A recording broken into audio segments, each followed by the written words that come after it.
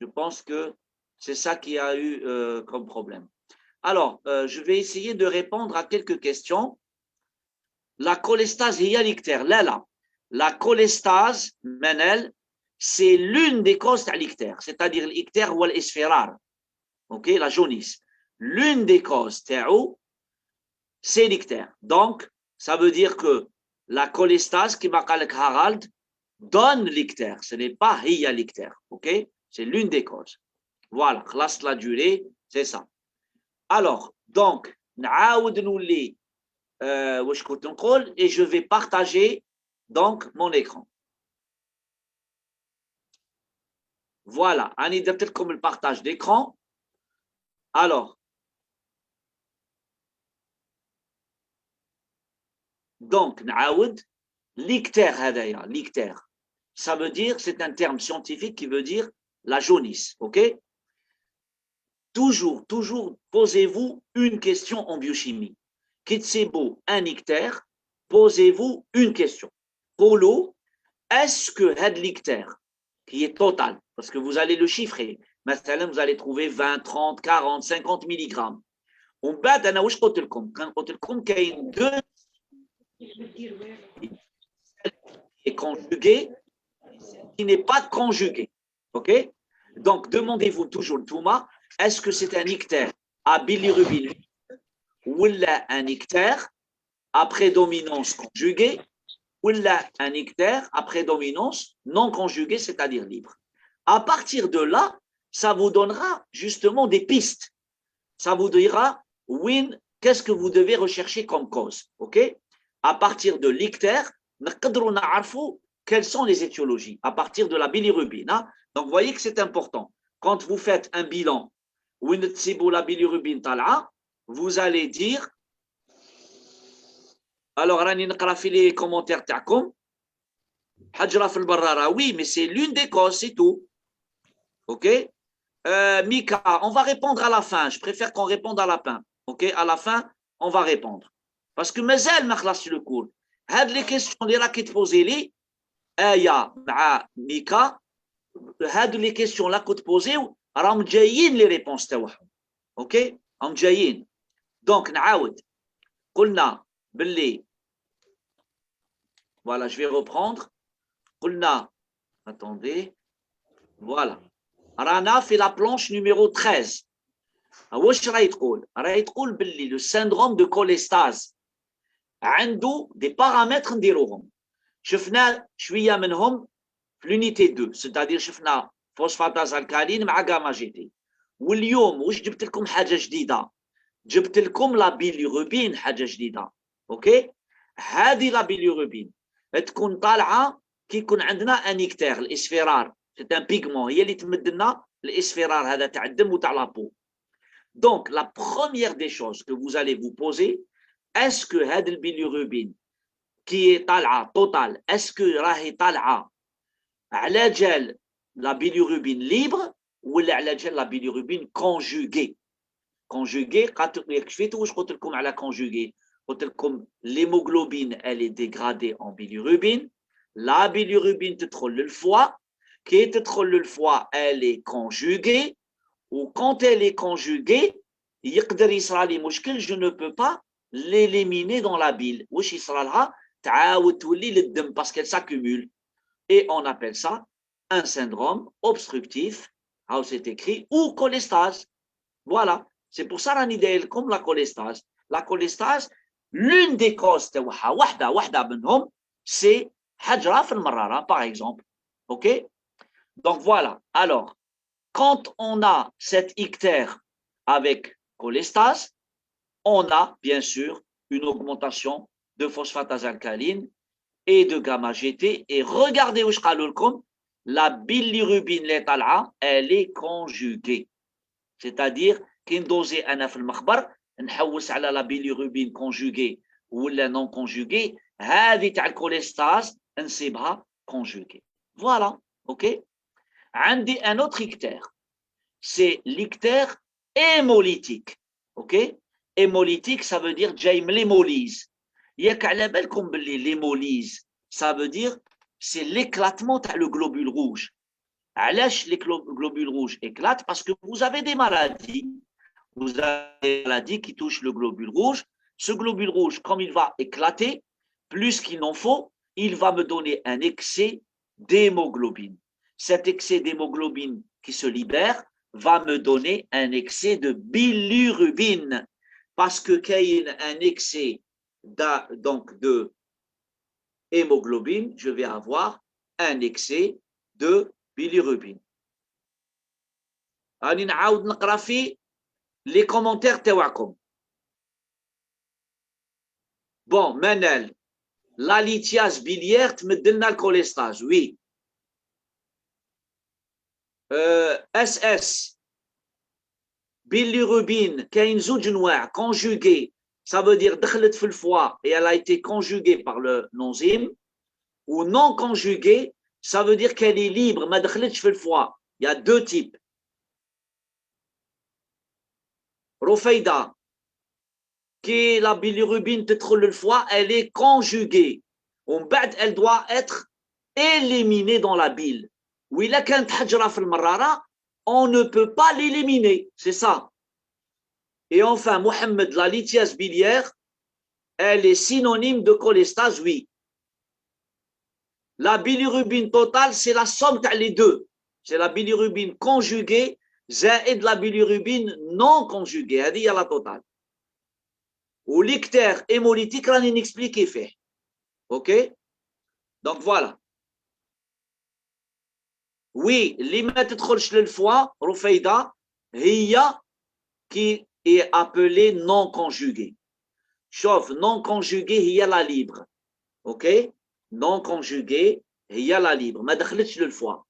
Par exemple, quand vous avez un ictère hémolytique, vous allez avoir une dégradation de l'hémoglobine en bilirubine, et cet excès de bilirubine total, il prédomine. معناتها جاي أكثر الأكثرية جاي من la bilirubine libre.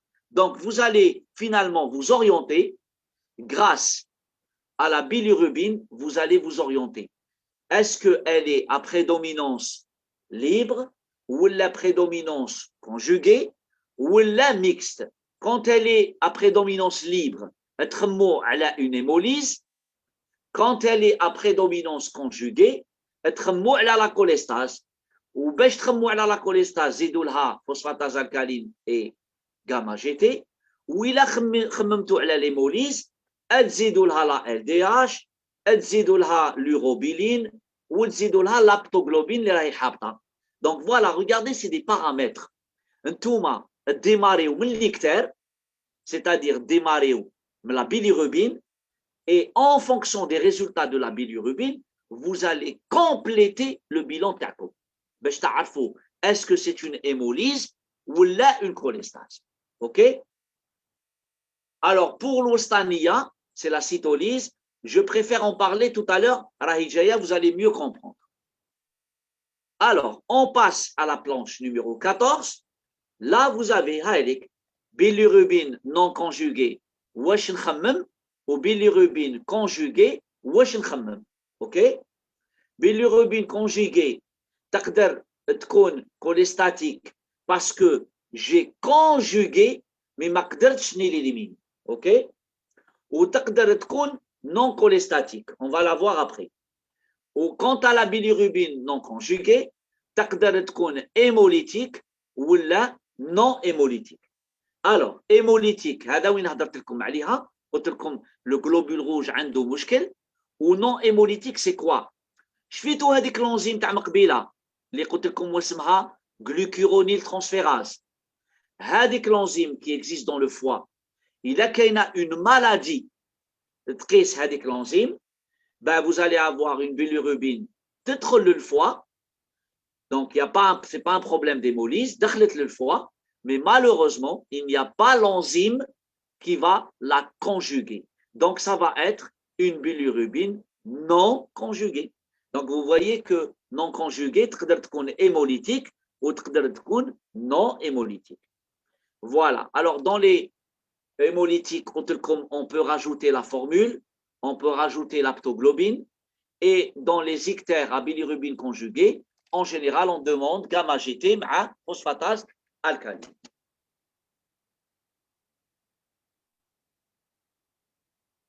نعاود نولي les ictères à bilirubine non conjugués.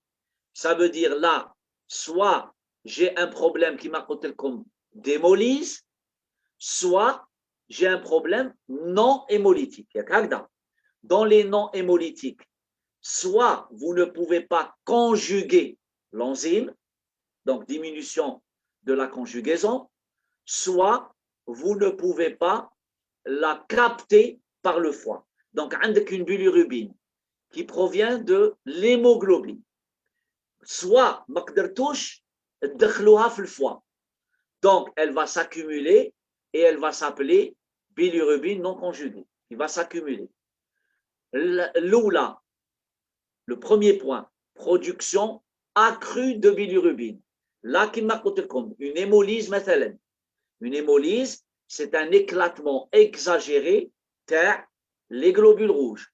Quand les globules rouges éclatent, vous allez avoir beaucoup d'hémoglobine. Et si j'ai beaucoup d'hémoglobine, j'aurai beaucoup de bilirubine.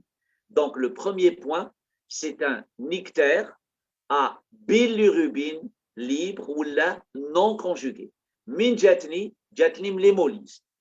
Ou l'hémolyse min jatni, soit les médicaments, soit congénitales, soit la transfusion. هذه ما يهمنيش.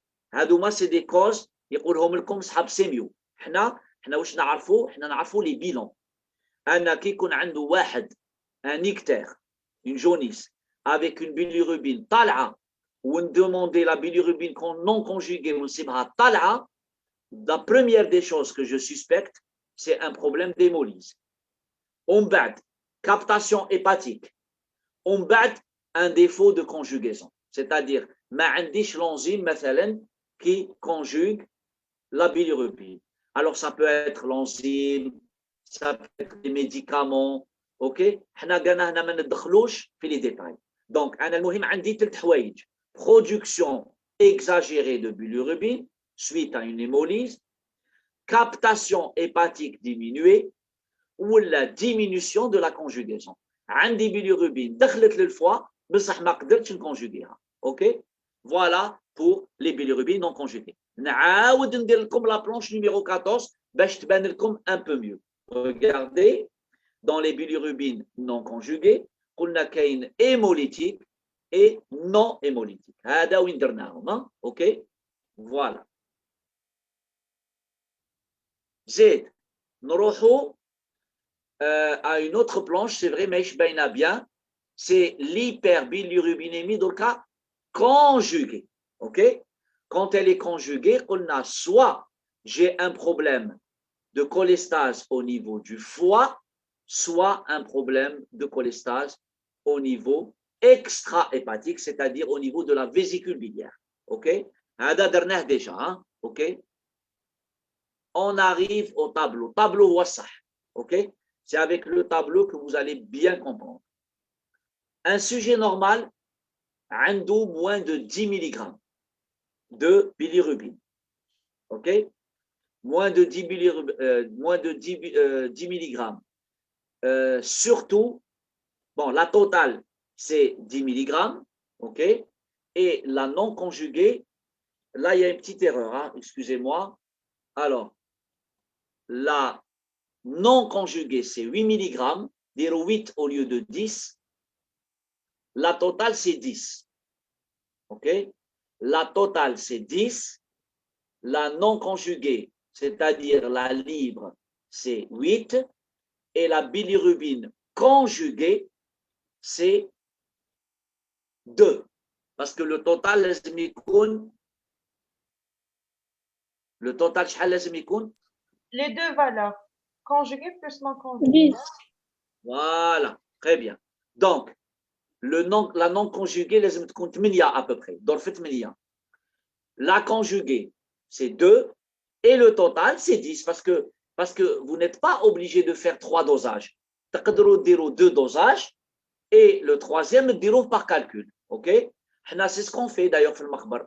On dit la bilirubine totale نزيدوا ندوزيو لا نون كونجوغي ومن بعد كي نديروا la soustraction نجبدوا la conjuguée. Alors regardez, donc quand vous allez avoir une hémolyse, avec l'hémolyse, vous allez avoir une augmentation de bilirubine non conjuguée. OK? La conjuguée, elle sera normale, et bien sûr, la bilirubinémie totale, OK? Quand vous allez avoir une cholestase, vous allez avoir une cholestase, une hépatite par exemple, ou une cirrhose, vous allez avoir la non conjuguée, pardon, la conjuguée qui sera élevée et qui va vous faire augmenter la bilirubinémie totale. C'est ce qu'on appelle les ictères à prédominance, avec prédominance de la bilirubine conjuguée. OK? Parce que là, la bilirubine, le foie, elle a été conjuguée. Le problème, c'est qu'elle ne peut pas être éliminée. OK? Donc, la conjugaison, kaina, bilirubine conjuguée élevée. La bilirubinémie totale, c'est normal, puisque la conjuguée est la totale. Et c'est quoi cette histoire? C'est que vous allez avoir une cholestase, la bile ne s'écoule pas, la bilirubine qui a été conjuguée dans le foie, puisqu'il y a un blocage, et elle va se retrouver dans le sang. Et la normale, et la bilirubine non conjuguée, la libre, elle est normale. OK? Voilà, c'est pratiquement le même tableau pour la cholestase intrahépatique ou la extrahépatique. Intrahépatique, ça veut dire c'est l'hépatite mais les cirrhoses. OK? Ça vous donne pratiquement le même tableau. Rappelez-vous, on a l'urobiline, les troches dans les urines, mais la stercobiline, les troches dans les selles. Si vous avez un blocage de la bilirubine au niveau des vésicules biliaires, eh bien, vous allez avoir 0 et 0 ou là des traces. C'est-à-dire ça ne passe pas puisqu'il y a un blocage. OK? Donc voilà, pour les pigments, on peut les rechercher dans les urines et dans les selles. Si on ne les trouve pas, 0, 0, ça veut dire que vous avez un syndrome de cholestase. Toujours le syndrome de cholestase, vous allez avoir les enzymes gamma-GT, PAL. S'ils sont élevés, vous confirmez bien que c'est un syndrome de cholestase. Si à la place de gamma-GT et PAL sont élevés, puisque comme le même tableau, bilirubine conjuguée normale, élevée, et bilirubine non conjuguée normale. Si vous avez le même tableau dans la cholestase intrahépatique et extrahépatique, qu'est-ce que vous faites? Eh bien, vous faites les enzymes. Si vous trouvez les transaminases très élevées, ça veut dire qu'on en a dans l'hépatite. Si vous trouvez des transaminases modérées avec des gamma-GT très élevés, et des PAL très élevés, ça veut dire que c'est un syndrome de cholestase. Donc voilà comment il faut lire ce tableau. Un tableau les enzymes, les pigments dans les urines et dans les selles, et la bilirubine non conjuguée, comment elle est. Est-ce que, bilirubine conjuguée, est-ce qu'elle est élevée ou là, c'est la non conjuguée qui est élevée. C'est ça qui va vous faire la différence entre l'hémolyse et le syndrome de cholestase. OK? Pour les deux cholestases, ce qui va vous faire la différence, c'est les enzymes. Voilà. OK? Alors, je vais essayer de lire c'est quoi la question. Parce que dans l'hépatite, Najiba, parce que dans l'hépatite, vous avez surtout l'iltihab. OK? Dans la cirrhose et l'hépatite, l'iltihab, c'est de l'inflammation qui va créer le problème de la bilirubine. Ce n'est pas un blocage. Parce que la cholestase intrahépatique, OK, dans la cholestase, dans la cholestase intrahépatique, vous allez avoir plus de iltihab. OK? Donc, c'est de l'inflammation. C'est pour ça qu'on a plus un syndrome de cytolyse avec un léger syndrome de cytolyse. Parce qu'attention, les syndromes, des fois, c'est-à-dire vous pouvez avoir deux syndromes en même temps. OK? Pas seulement un seul syndrome. Vous pouvez avoir les deux syndromes en même temps. Alors, je n'ai pas compris. Cholestatique, pourquoi normal? Ou sinon, il y a des cholestatiques. D'abord, le tableau de l'hépatite et de la cirrhose, il n'est pas moins sévère. Ça n'a rien à voir. C'est juste que les paramètres sont moins élevés. OK? Manqoulouch Najibab, le tableau de l'hépatite et la cirrhose, il est moins sévère. Chaque tableau, l'indirouh, a des paramètres, il est plus que d'autres, ou là, il y moins que d'autres. C'est tout. OK? Quand on voit le tableau, le tableau, quand on revoit le tableau, on voit clairement, il y a des choses qu'on voit, c'est très clair. On voit la bilirubine non conjuguée, c'est-à-dire la libre. Jaya surtout l'hémolyse. هذه حاجة باينة. وباش نكونفيرميها ندير un taux d'aptoglobine. C'est une protéine dans le sang. نسيبها حابطة. Donc عندي زوج حوايج نعسهم في l'hémolyse. عندي l'ictère à bilirubine non conjuguée. نسيبها très élevé. هذه déjà ça m'oriente. ونزيد ندير l'aptoglobine نسيبها consommée. Maintenant, la deuxième chose, تبعوا معايا. Ne posez pas encore les questions حتى تتبعوا. Donc, on a la première des choses, qui t'a dit une hémolyse. Cet excès d'hémolyse va me donner un excès de bilirubine, l'excès d'hémoglobine. Et cet excès de bilirubine, il est à prédominance libre, c'est-à-dire il est non conjugué. OK? Même il est trop le foie, il s'accumule beaucoup dans le sang, donc il n'est pas conjugué. Donc c'est un ictère à bilirubinémie libre ou là non conjugué. Donc هذه باينه هاي طالعه هاني ندير لكم هنايا c'est élevé. هاي دركا باش نكونفيرميه ندير l'aptoglobine. دركا نولي هنا obstruction extra-hépatique.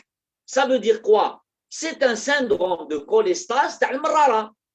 C'est-à-dire le marrara, qu'est-ce qui est extra-hépatique? C'est le marrara, c'est la bile.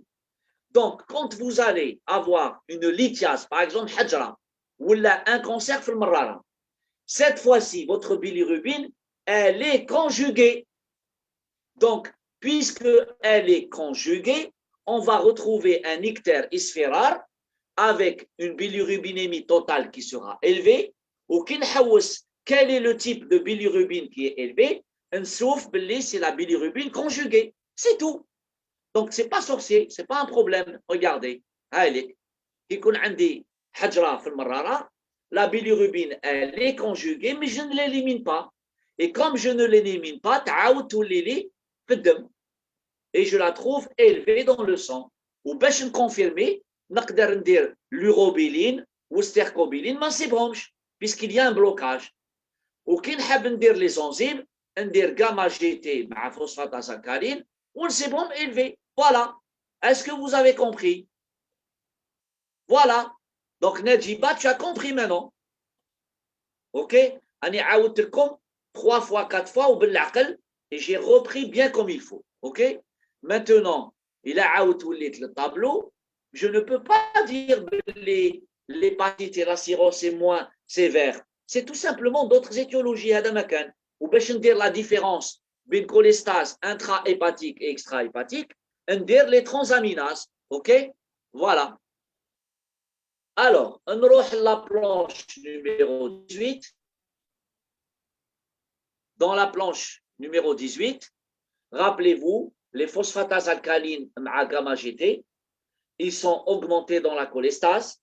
Au côté de la phosphatase alcaline, elle est élevée quand vous avez une maladie de l'os. Eh bien, je te confirmer, est-ce que l'os est malade ou là uniquement un problème de cholestase? Qu'est-ce que je fais? Eh bien, je vais faire la gamma GT. Les planches d'ernahom déjà, d'ernahom qui derna les enzymes sériques. Donc, rappelez-vous, bien sûr. Donc, quand vous allez avoir une gamma GT qui sera élevée, eh bien, vous allez éliminer le problème de l'os parce que la gamma GT est élevée. OK? Et si votre PAL et gamma GT est normal avec une PAL élevée, il faut penser au problème osseux. Voilà. Alors, une dernière information concernant gamma-GT ma phosphatase alcaline. N'oubliez pas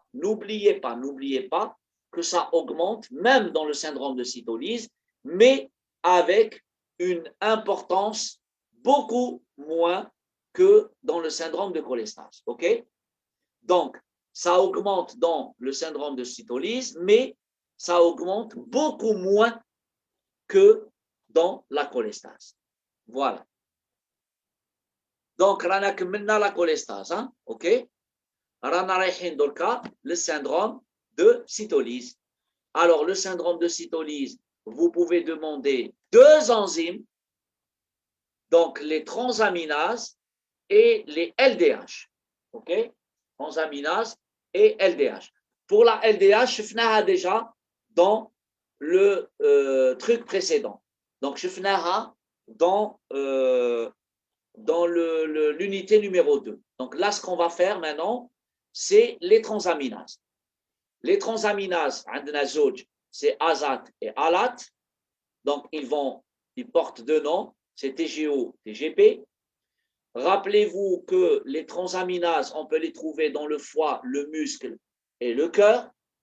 Rappelez-vous que les transaminases sont élevées quand on a une hémolyse, c'est-à-dire quand les globules rouges éclatent.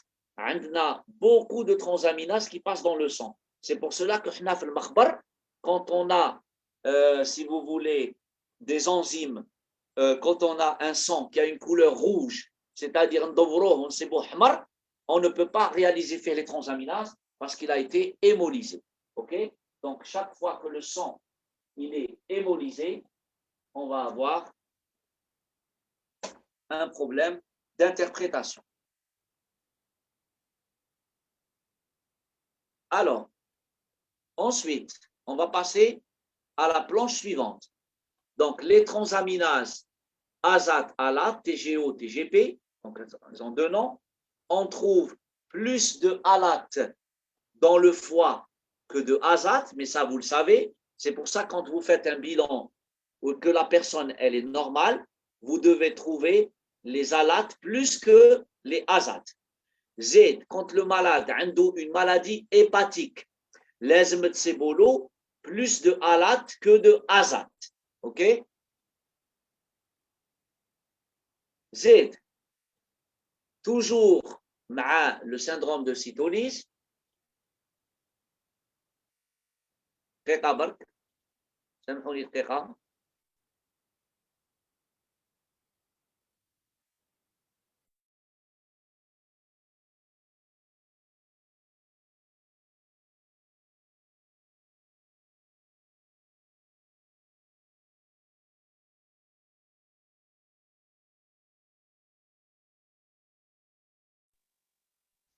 Alors, donc là, on reprend, excusez-moi.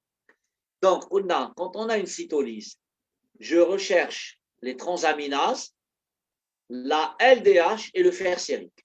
Les trois paramètres. Donc, on a l'examen, aminotransférase, donc TGO, TGP, ça fait zouj, LDH, ça fait 3, fer sérique, ça fait 4, on a un cinquième paramètre qui sera fou. Donc, le syndrome de cytolyse, vous avez vu, a 4 paramètres. TGO, TGP, LDH et fer sérique.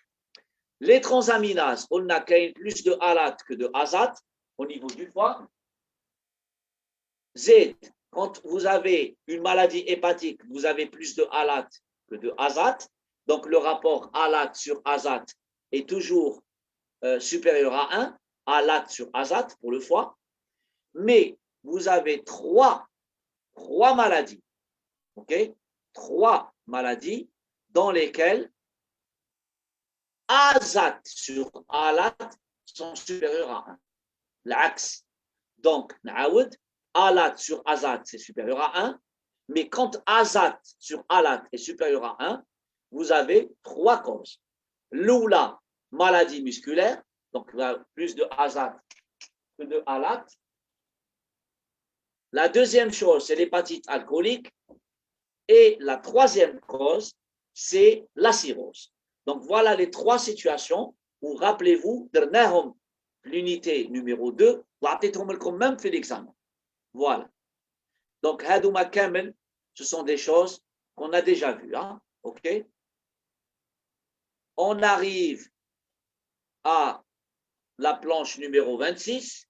Donc, le syndrome de cytolyse, تقدروا également un autre rapport, c'est le rapport ALAT sur phosphatase alcaline. Si ALAT sur phosphatase alcaline est supérieur à 5, c'est une cytolyse. Si ALAT sur phosphatase alcaline est inférieur à 2, c'est un syndrome de cholestase.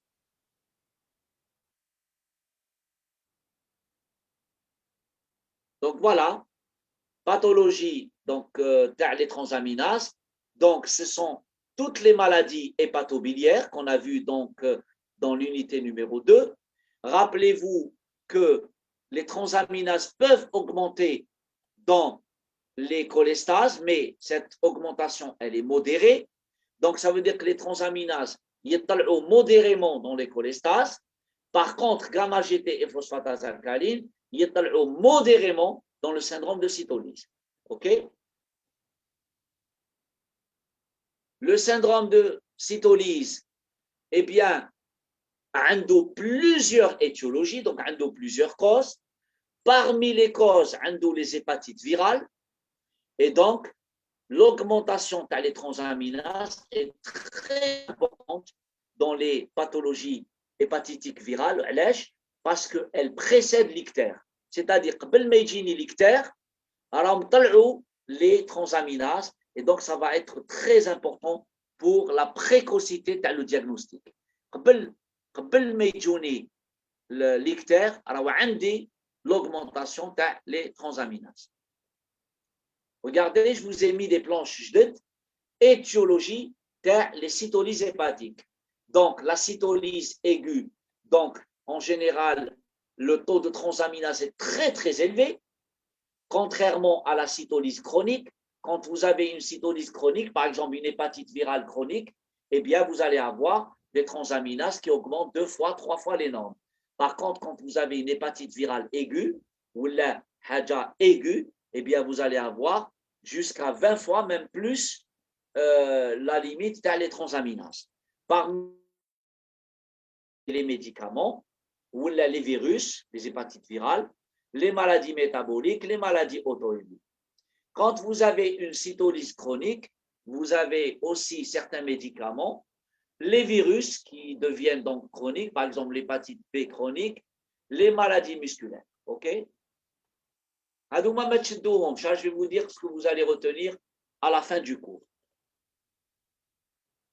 Voilà. Alors, on vient de terminer 2 syndromes. Donc, derna le syndrome de cholestase. Attention, je connais les paramètres théo et aussi bilirubine conjuguée, bilirubine non conjuguée. On bat derna les 2 enzymes théo, gamma GT, phosphatase alcaline. Pour le syndrome de cholestase, derna le syndrome de cytolyse qui est déjà connu. Dans le syndrome de cytolyse, les 4 paramètres. Sur les 4 paramètres, on a développé les 2 les transaminases. Pour qu'on a le rapport azat sur alat est supérieur à 1, ou azat sur alat sont inférieurs à 1. Ou les étiologies. Mais même les étiologies, on va les refaire tout à l'heure. On passe au 3e syndrome, c'est-à-dire 3e type de bilan, l'endéro quand on a le foie malade. Quand on a le foie malade, soit un syndrome de cholestase, soit un bilan de cytolyse. Le 3e bilan qu'on recherche, c'est le bilan de l'insuffisance hépatocellulaire. Alors, regardez bien.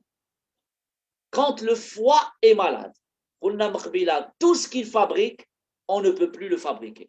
Par exemple, l'albumine qui diminue, les facteurs de coagulation avec ce TP dans la coagulation qui diminue, la transférine, problème donc de foie, et l'urée qui diminue, et le cholestérol qui est fabriqué par le foie, également, il diminue.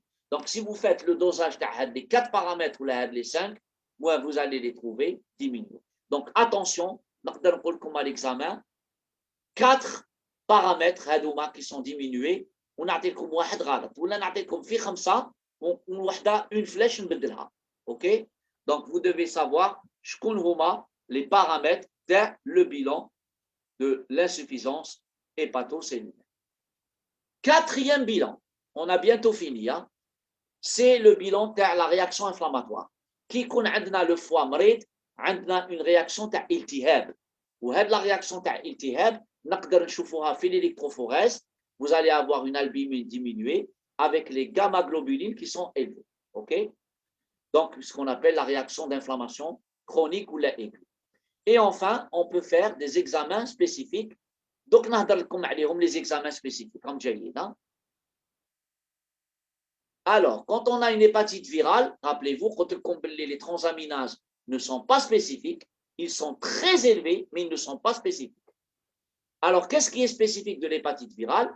Ce sont les marqueurs sérologiques, c'est-à-dire, vous allez rechercher l'antigène HBS, vous allez rechercher les hépatites C, ou les hépatites delta, ou la D, ou la E. Et enfin, génétiquement, vous pouvez rechercher l'ADN, le virus, en faisant une PCR. Qui m'a dit la PCR pour le Covid, la PCR pour l'hépatite B ou l'hépatite C. OK?